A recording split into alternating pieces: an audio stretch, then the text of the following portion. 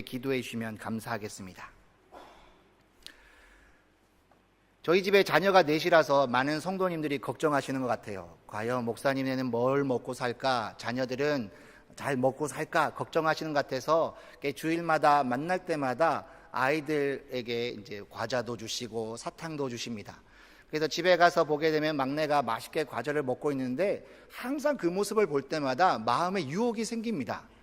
과자가 먹고 싶은 게 아니라 내가 과자를 달라고 하면 저 아이가 아빠를 사랑하는 마음으로 과연 과자를 흔쾌히 줄 것인가?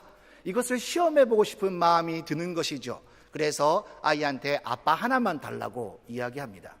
그러면 만약 똑똑한 아들이라면 아빠는 내 과자 한 개를 주면 더 많은 과자를 사줄 수 있는 분이라는 것을 믿기 때문에 흔쾌히 줄 텐데 눈앞에 작은 이익만 생각하게 되면 내가 먹는 과자를 왜 달라고 해?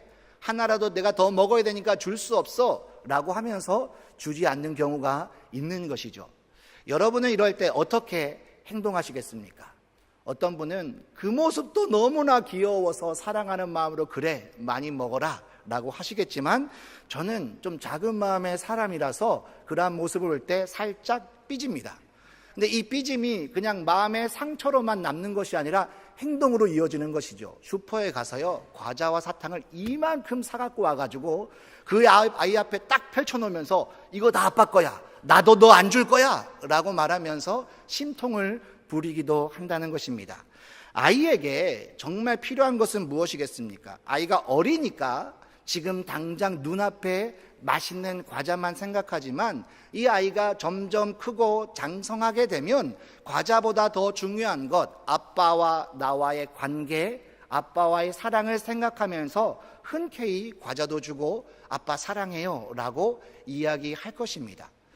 이것은 신앙인인 우리에게도 동일하게 적용된다 하겠습니다. 하나님께서 우리에게 약속하신 것은 지금 당장 눈앞에 있는 과자 따위가 아니라 우리에게 영원한 생명이라는 놀라운 선물을 예비하셨습니다. 그런데 문제는 이 영원한 생명이라는 놀라운 선물이 당장 내가 느낄 수 있는 눈앞의 선물이 아닌 것 같다는 것이죠. 그러나 우리는 신앙적인 체험과 성숙이 있기 때문에 당장의 유익보다 하나님께서 예비하신 영원한 천국에 대한 소망을 생각하면서 지금의 즐거움을 잠시 포기할 수 있는, 주님을 위해서 기꺼이 나의 유익을 내려놓을 수 있는 신앙을 갖는 것이 바로 성숙한 신앙이라고 할 수 있겠습니다. 그런데 문제는 오늘 본문에서 만나는 유다 백성들의 모습이 그러하지 않다는 것입니다. 이 남유다 백성들, 오늘 특별히 예레미야 5장의 상황을 말씀을 드리면요, 이스라엘이 아주 강성하게 다윗 시대 때 태평성대를 누리다가 솔로몬 사후에 남북으로 나누어지게 되었습니다. 남쪽은 유다라는 이름으로, 북쪽은 이스라엘이라는 이름으로 왕국을 만들고 서로 왕을 세워서 살아가고 있습니다. 그런데 문제는 이 북이스라엘은요 남유다보다 영적으로 심각하게 타락한 곳이었어요. 왜냐하면 하나님을 믿는 성전 예루살렘이 남유다의 영토에 있기 때문에 혹시라도 하나님을 섬기러 남유다로 갔다가 남유다 사람들의 말을 듣고 마음이 움직여서 다시 북이스라엘로 돌아와서 왕에게 모반을 일으키거나 반역의 행동을 하게 될까 두려웠던 나머지 베델과 단이라는 이스라엘 영토 내에 금송아지 신상을 만들고 이것이 너희를 구원한 하나님이다 라고 이야기했습니다. 즉 왕권을 유지한다는 정치적인 목적 때문에 하나님이심을 포기하고 우상을 만들어 섬겼던 나라가 북이스라엘이에요. 하나님의 공의가 이 북이스라엘을 참다가 심판하셨습니다. 아수르라는 나라가 북이스라엘을 점령하고 이 사람들을 포로로 끌고 간 것이죠. 그래서 이제는 남아있는 하나님의 백성, 그러면 누가 남아있습니까? 남유다만 남아있습니다. 오늘 예레미야가 기록됐던 상황이 바로 이때입니다. 여러분이 그때 당시에 남유다 백성이라면 어떤 생각이 드시겠습니까? 우리의 형제 북이스라엘이 하나님을 믿지 않으므로 멸망당해서 다 포로로 끌려갔으니 우리라도 정신 똑바로 차려서 하나님 제대로 믿자. 그렇지 않으면 우리도 저 북이스라엘처럼 끌려가는 비참한 민족이 될 것이야 라고 생각하면서 열심을 내는 것이 하나님께서 기대하시는 바가 아니겠습니까? 그런데 문제는요, 이 남유다 백성이 북이스라엘 백성이 어떻게 패망했는지 봤으면서도 그 길을 똑같이 행하고 심지어 더 심각하게 우상을 섬겼다라고 성경이 기록하고 있다는 것이죠. 우리가 타산지석이란 말, 다른 산에 있는 돌을 보면서 교훈으로 삼아라, 반면교사, 안 좋게 된 사람들을 통해서 네가 어떻게 살아야 되는지를 배워라 라는 말이 있음에도 불구하고 잘 못하는 것처럼 오늘 남유다 백성들도 그렇게 쉽게 영적으로 타락해 버렸던 것입니다. 그런데 여전히 남유다 백성을 사랑하시는 하나님께서 가만히 계시지 않으시죠. 사랑하면 어떻게 합니까? 움직이지 않습니까? 하나님의 사랑이 이제 선지자들을 통해서 이스라엘 백성에게 한결같이 말씀을 선포하십니다. 그 말씀의 내용은 아주 동일한 메시지였어요. 돌아오라, 돌아오라, 제발 돌아오라. 자, 그런데 이 메시지에서 중요한 점은요, 돌아오게 되면 누가 좋습니까? 남유다 백성이 좋은 거예요. 왜냐하면 이 남유다가 지금 멸망의 길로 가고 있기 때문에 돌아오라, 돌아오라 하는 메시지는 남유다 백성을 향한 메시지인데, 하나님께서 너무 남유다 백성을 사랑하셔서 돌아오라, 돌아오라, 제발 돌아오라 이렇게 사정을 하시니까 남유다 백성이 착각하는 거예요. 우리가 돌아가면 하나님이 좋은 건가 보다 라고 착각하는 거죠. 흔히 우리 가정에서도 이런 일이 벌어지지 않습니까? 엄마가 공부해라 공부해라 하니까 아이가 너무 화가 나서 반항한다고 뭐 하죠? 나 밥 안 먹어. 문을 쾅 닫아버려요. 그러면 이제 엄마가 밥을 해가지고 제발 밥 먹어라, 내가 공부하라고 안 할 테니까 밥 먹어라, 뭐 이렇게 하면서 사정하지 않습니까? 근데 아이가 밥 안 먹으면 집에만 고프고 사실 엄마는 배고프지 않는데, 엄마가 사랑하는 마음 때문에 아이한테 간절하게 이야기하는 것을 마치 자기가 막 대단한 존재인 것처럼 착각해서, 그러니까 내가 밥을 먹어줄 테니까 엄마 나한테 어떻게 할 거야, 뭐 이런 식으로 나오는 것처럼 지금 남유다 백성들의 모습이 그러하다라고 성경이 말하고 있습니다. 그러면서 더 함부로 더 심각하게 우상 숭배의 길을 걸어가게 된 것이죠. 이제 예레미야가 활동하는 시대가 되었습니다. 예레미야 시대 때는요, 이제는 구제불능의 나라가 되어버렸습니다. 근데 예레미야도 하나님의 이 마음을 가진 선지자였어요. 사실 예레미야가 선지자로서 활동을 할 때 솔직히 말하면 활동하고 싶지 않았다라고 성경이 기록되어 있지 않습니까? 왜 그렇습니까?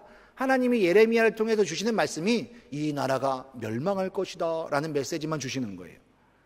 저도 설교 강단에 쓰지만 이왕이면 강단에서 하나님께서 우리에게 주신 사랑의 이야기, 은혜의 이야기, 앞으로 소망의 이야기를 선포하고 싶지, 절망적이고 비참하고 부정적인 이야기만 설교하라고 한다면 그 누가 설교를 하고 싶겠습니까?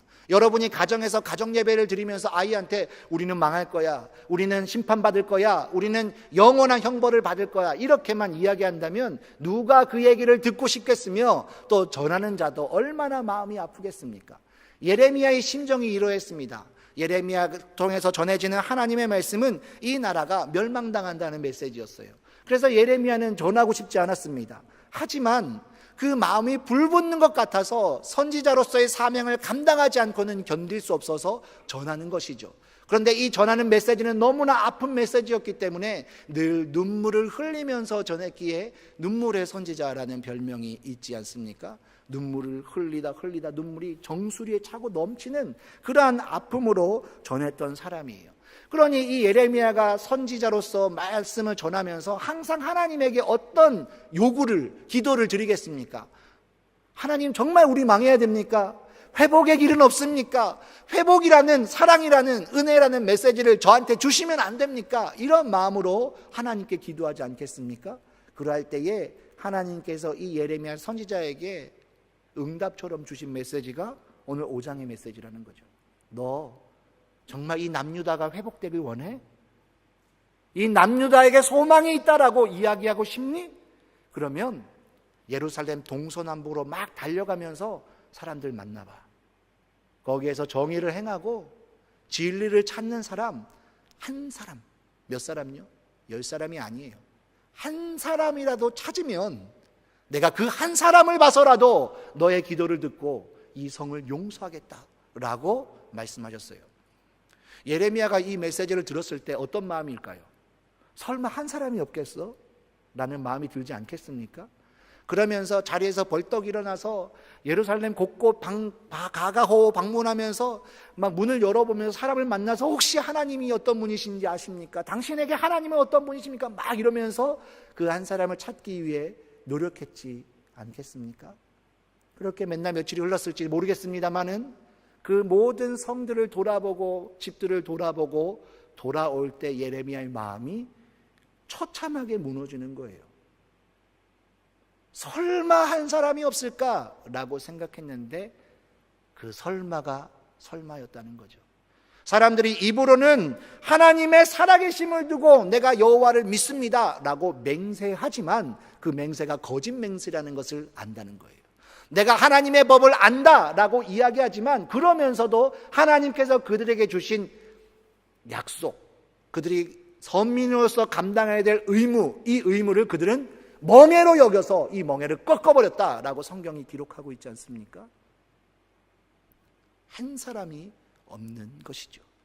그래서 절망 가운데, 낙심한 가운데 돌아오는 예레미야의 모습을 떠올려 보십시오. 발을 끌면서 얼마나 피곤한 몸으로 오겠습니까?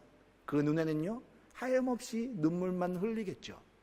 하나님, 어떻게 하나님을 믿는 백성이 이렇게 심각하게 타락해서 한 사람이 없습니까? 이것은 단지 구약의 시대에만 있었던 일은 아니라고 생각합니다. 예수님께서 제자들에게 마지막에 일어날 일들에 대해서, 그 징조에 대해서 소개하시면서 마지막 때가 되면 불법이 성행하고 사랑이 식어질 것이다 라고 말씀하셨어요. 근데 요즘에 TV를 틀어보면 어떤 뉴스들이 많이 등장합니까? 법을 지키지 않는 사람, 불법이 아니라 아예 무법인 사람들, 법이 없이 행동하는 사람들의 이야기를 보게 되지 않습니까? 얼마나 사랑이 식었는지 그냥 기분 나쁘다는 이유로 사람의 생명을 해하는 일을 하찮게 여기고 자기가 범죄했다는 것을 들키지 않으려고 시신도 심각하게 훼손하여서 막 버리는 일들이 비일비재하다는 것을 볼 수 있습니다. 근데 문제는 여기서 끝나지 않는다는 거죠. 예수님께서도 이런 말씀도 하셨습니다. 과연 인자가 다시 올 때에 세상에서 믿음을 보겠느냐라는 말씀도 하셨어요. 불법이 성행하는 것, 사랑이 식어가는 것, 그래 하나님 모르는 세상은 그럴 수 있어 라고 생각하면서 우리만이라도 잘하자 마음먹을 수 있습니다. 그런데 문제는 예수님께서 믿음의 공동체를 향해서 하신 말씀인 것처럼 인자가 다시 올 때에 세상에서 믿음을 보겠느냐라고 말씀하셨다는 거예요. 이 말씀은 저는 솔직히 무섭습니다. 한국 교회는 유례없는 부흥을 경험했습니다. 물론 최근에 여러 가지 일들로 교회가 쇠퇴하긴 하지만 우리가 길거리를 지날 때마다 아주 멋진 모습으로 세워진 교회도 보고 열심을 다해 신앙생활하는 모습도, 많은 성도들의 모습도 간혹 소개받고 보게 됩니다. 또 우리 교회만 하더라도 감사하게도 수요일 날 또 예배가 있지 않습니까? 사람이 없다면, 올 사람이 없다면, 사모하는 사람이 없다면 수요 예배는 없어지겠지요. 그런데 감사하게도 수요 예배도 있고 금요 기도회도 있고 새벽 기도회도 있습니다. 이렇게 하나님을 사랑하는 사람들이 나와서 모여서 예배드리고 있는데 왜 예수님께서 믿음을 보겠느냐 이 말씀을 하셨을까? 우리가 혹시 이렇게 나와서 믿음이 있는 것처럼 예배를 드리고 있는데 오늘 예루살렘에 살던 사람들이 여호와께서 살아계심을 두고 맹세하노니 나는 진실로 하나님을 믿습니다 라고 맹세했는데 하나님이 보시기에 그것은 거짓 맹세다 라고 말씀하신 것처럼 우리도 우리가 하나님을 믿습니다.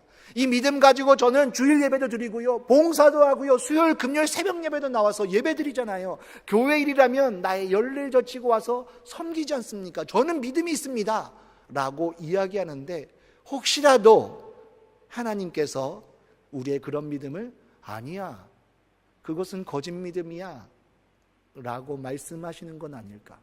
저 역시도 이렇게 강단 앞에 서서 하나님이 저를 부르셨다는 확신 가운데 말씀을 전하고 있는데, 하나님께서 혹시 저에게 아니야, 나는 너를 부르지 않았어, 너는 믿음이 없어, 너가 목사가 된 거는 너의 영광을 위해서지 하나님을 위해서가 아니야 라고 말씀하시는 건 아닐까라는 염려와 두려움이 있다는 것입니다. 그렇다면 우리는 지금 이 예배의 자리에 있다고 해서 주님께서 기뻐하시는 교회를 이루고 있는 공동체원이라고 해서 그래, 나는 믿음이 있어, 나는 하나님께서 사랑하시는 백성이야, 하나님은 날 사랑하셔 라고 생각하면서 안주할 수 없다는 겁니다. 우리의 믿음이 진실한 믿음인지, 우리의 행위가 정말 하나님께서 기뻐하시는 것인지, 또 우리 한영교회가 하나님께서 사랑하시는 교회가 되어서 하나님이 원하시는 그 일을 하고 있는지를 끊임없이 점검해 보아야 한다는 것입니다.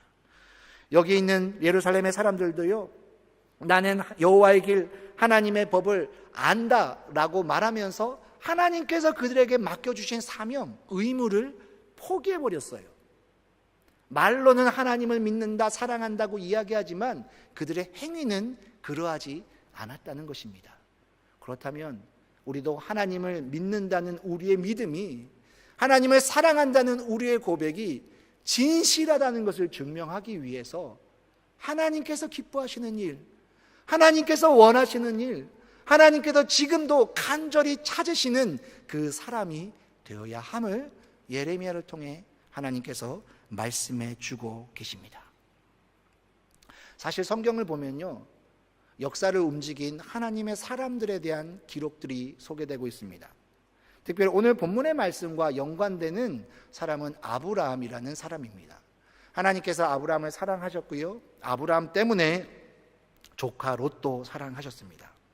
어느 날 아브라함에게 나타나셨던 하나님께서 아브라함에게 이렇게 말씀하십니다. 저 소돔과 고모라가 너무 악하기 때문에 내가 심판하러 간다. 그때 아브라함이 뭘 합니까? 기도합니다. 저는 이게 참 중요하다고 생각합니다. 사실 소돔과 고모라는 결국 심판받았습니다. 그런데 소돔과 고모라가 살아날 수 있느냐, 살아날 수 없느냐, 물론 그곳에 의인 10명이 없었기 때문에 심판받았지만 그것보다 더 중요한 것은 한 사람의 기도가 있었기 때문에 하나님의 계획이 달라지게 되었다는 것이죠. 아브라함이 거기서 6차례나 기도하지 않습니까? 하나님, 거기에 의인 50명이 있다면, 45명이 있다면, 40명, 30명, 20명, 10명이 있다면 하나님의 공의를 위해서라도 하나님 심판하시면 안 되는 거 아닙니까? 그 한 사람의 기도, 그 한 사람의 기도가 하나님의 역사를 움직였다는 것이죠. 출애굽기에 보면요, 하나님께서 사랑하시는 백성들이 광야에 와서 아침마다 만나를 먹고 아침엔 낮에는 구름 기둥으로, 밤에는 불 기둥으로 가려주시는 하나님의 은혜를 체험하고 있음에도 불구하고 그들은 금송아지를 만들어서 숭배했습니다. 하나님이 너무 화가 나셨어요. 하나님이 옆에 없었다면 깜빡 잊고 그랬나 보다. 하나님이 10가지 기적으로 인도하시고 홍해를 가른 게 30년 전이라 세대가 바뀌어서 기억이 가물가물했다면 이해하겠습니다. 많은 2달도 안 된 시점이었고 그날 아침에도 만나를 먹었고 그날 그들은 구름 기둥과 불 기둥을 눈으로 보고 있는데 금송아지를 만든 거예요.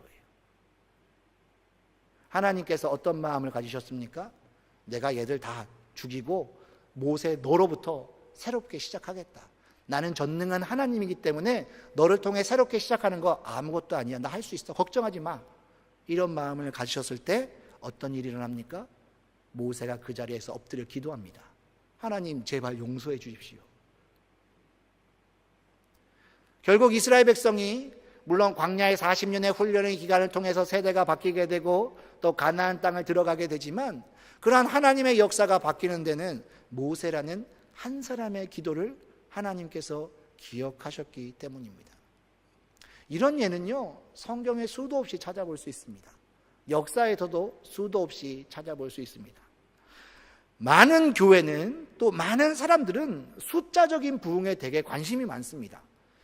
그런 경험 있으실 거예요. 노회라든지 총회라든지 또 여러 연합회 활동을 하게 되면 여러 교회에서 온 사람들이 모이게 됩니다. 그러면 이제 질문이 딱 두 가지예요. 첫 번째, 어느 교회에서 오셨습니까? 예, 한영교회에서 왔습니다. 그러면 두 번째 질문 뭔지 아십니까? 그 교회는 몇 명 출석하십니까? 이렇게 묻습니다. 거의 그렇죠? 뭐 아니면 세 번째로 어디에 있습니까? 뭐 이런 거 묻겠죠. 그래서 이제 뭐 몇 명 출석합니다. 이렇게 이야기하게 되면 희한하게도 교회의 규모에 따라서 그 사람들이 취하는 마음의 태도가 조금씩 달라진다는 거예요. 우리 교회가 성도가 많이 모이고 큰 교회면 나도 모르게 어깨에 힘이 들어가는 거예요. 또 우리 교회가 사람들이 얼마 모이지 않는 개척교회면 나도 모르게 겸손하게 되는 거죠. 그래서 이야기할 때도 큰 교회에서 이렇게 목사님이나 장로님이나 권사님들이 조금 더 좀 목소리 할 때 힘이 있으신 것 같고, 또 그렇지 않은 교회는 왠지 계속 이야기만 듣는 것 같고, 그런 일들이 벌어지게 됩니다. 그래서일까요? 교회로 돌아가게 되면 어떻게든 우리 교회를 부흥시켜야겠다라는 열망이 생기는지도 모르겠습니다. 우리는요, 사람이라 그것인지 굉장히 숫자에 연연하는 것 같습니다. 많은 성도들이 모였으면 좋겠고, 예배 때도 성도가 많이 왔으면 좋겠고, 또 찬양 때도 많이 섰으면 좋겠고, 또 교육할 때도 수강생이 많았으면 좋겠고, 이런 것들에 굉장히 영향을 받게 되죠. 그런데 하나님은요, 좀 다르신 것 같아요. 하나님은 숫자의 많음에 적음에 별로 연연해 하시지 않는 것 같습니다.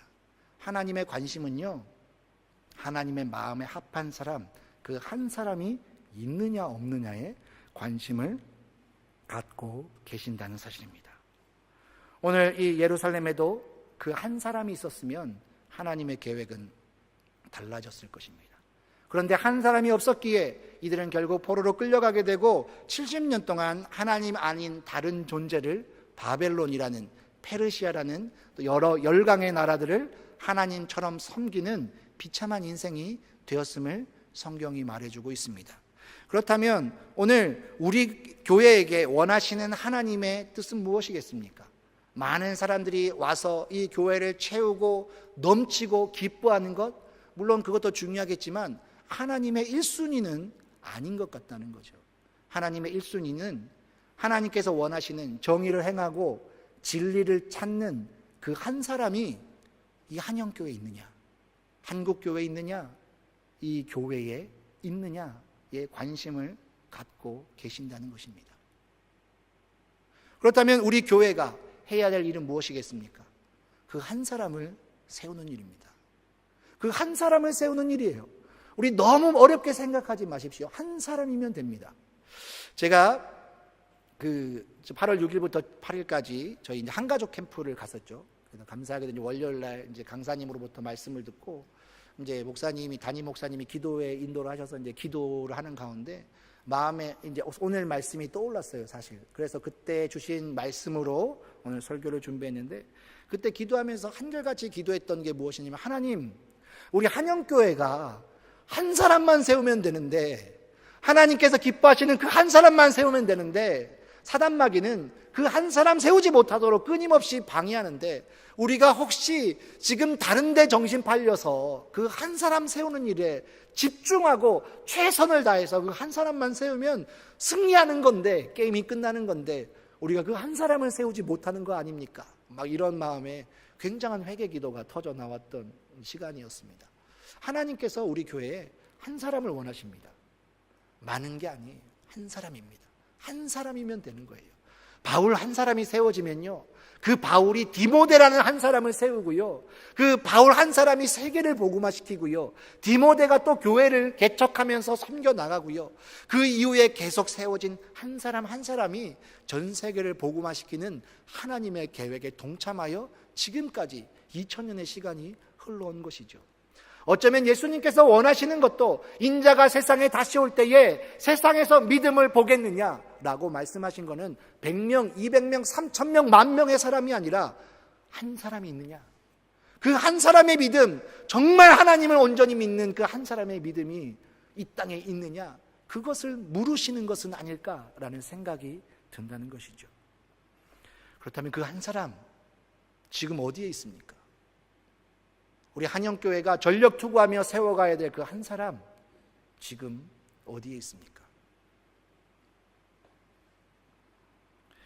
예수님께서 제자들에게 하신 말씀 중에 이런 말씀이 있습니다.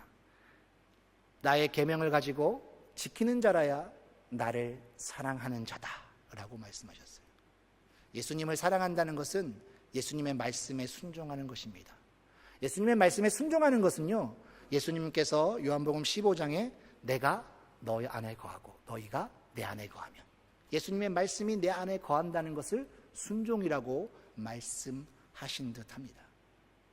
그렇다면 주님께서 지금 찾으시는 그 한 사람, 예수님의 말씀을 실천할 수 있는 사람, 실천을 하지 못한다고 할지라도 순종할 수 있는 사람, 순종하지 못한다 할지라도 그 말씀을 내 안에 품고 있는 사람, 그 말씀이 너무나 소중하기에 마음에 품어 그 말씀을 생각하며 그 말씀에 순종하기 위해, 말씀대로 살아가기 위해 마음으로 결단하며 나아가는 그 한 사람을 지금 주님이 찾으신다는 사실입니다. 교회는요, 분명한 사명이 있습니다. 교회는 믿는 사람들이 모여서 세상 사람들이 이해하지 못하는 우리들만의 이야기로 친교만을 나누는 공동체가 아닙니다. 교회는요, 세상에서 겪었던 여러 가지 힘들고 어려웠던 문제들을 하나님께 고백하며 예배만을 행하는 공동체는 아닙니다. 친교도 하고 예배도 하지만 교회는 하나님의 말씀에 순종함으로 하나님의 역사를 이루어가는 공동체입니다. 따라서 우리가 한영교회에 몸담고 있다는 것은 그냥 어떤 많은 오늘 썬데이 크리스찬들이 주일날 교회 가지 않으면 좀 기분이 좀 찝찝하니까 교회에 가서 예배 드리는 거죠. 예배 드리는데 오늘따라 목사님의 설교가 나한테 안 맞네, 그냥 편하게 앉아서 주보를 보면서 오타를 검색하거나 또 핸드폰을 보면서 오늘 뉴스를 확인하는 그러한 공동체가 아닙니다. 교회는요, 나와 친한 사람들끼리 모여서 우리끼리 예배드리고 우리끼리 밥 먹고 우리끼리 쏙닥쏙닥하고 우리와 다른 사람 있으면 저 사람은 왜 그래? 라고 이야기하면서 흉보는 공동체가 아닙니다. 교회는 철저하게 하나님께서 무엇을 원하시는지, 오늘 본문의 1절 말씀에도 정의를 행하며 진리를 구하는 자, 진리는 누구입니까? 예수님께서 내가 곧 진리요 진리라고 말씀하셨기 때문에 예수님을 구하는 자, 말씀이신 예수님을 마음에 두는 자를 말하는데 그분을 구하는 자, 그 한 사람을 지금 주님께서 찾고 계시다는 사실입니다. 오늘 본문의 이스라엘 백성은 이 한 사람이 없었기 때문에 7절부터 9절까지 말씀을 보면 내가 어찌 너를 용서하겠느냐? 내가 어찌 이 일들에 대하여 벌하지 아니하겠으며 내 마음이 어찌 이런 나라에 보복하지 않겠느냐? 하나님의 준원한 심판의 메시지가 선언되었고 이 심판의 메시지대로 남유다 백성들은 포로로 끌려가게 됩니다. 어쩌면 우리는 평화로운 시기, 믿음 생활하기 좋고 교회 오기 편하고 물질적인 풍요 앞에서 하나님 말고도 살아갈 방법이 많은 시대를 살고 있습니다. 남유다와는 사뭇 다른 종류의 위기를 맞이하고 있습니다. 이러한 위기 앞에 하나님께서 원하시는 그 한 사람 어디에 있습니까? 라고 물을 때에 네 주님, 제가 바로 그 사람입니다.